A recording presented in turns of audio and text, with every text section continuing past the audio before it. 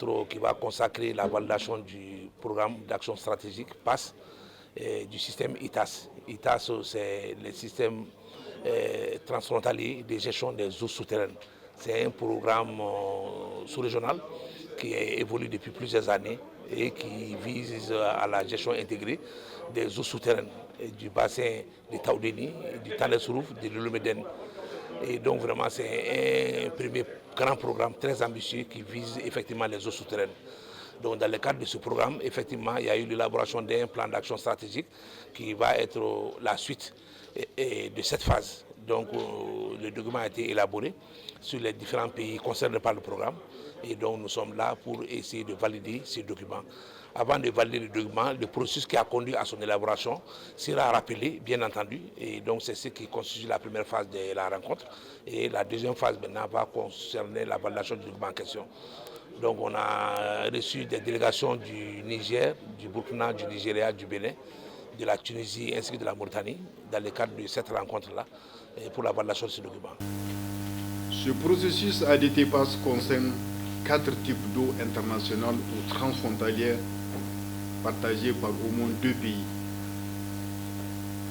Il s'agit des cours d'eau, des lacs, des larges courants marins et des aquifères.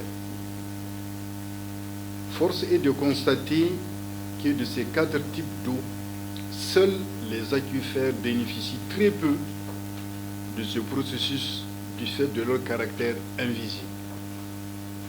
En effet, sur les 600 systèmes aquifères transfrontaliers inventoriés dans le monde, dont 106 en Afrique, seul l'aquifère karstique des Dinari d'Iktas, partagé entre l'Albanie, la Bosnie-Herzégovine, la Croatie et le Monténégro, bénéficie et met en œuvre le programme d'action stratégique PASS.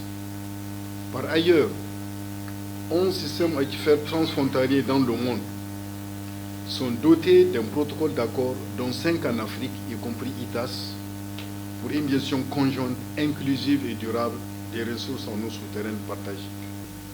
Ce programme est soumis à votre approbation en ce qui concerne le Mali, doit s'aligner avec la vision Mali 2063 et la stratégie nationale pour l'émergence et le développement durable 2024-2033 en matière de gestion durable et inclusive des ressources en eau.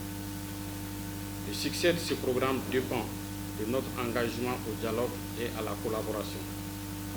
Cet atelier est une étape clé pour finaliser et valider le programme d'action régional, garantissant son efficacité.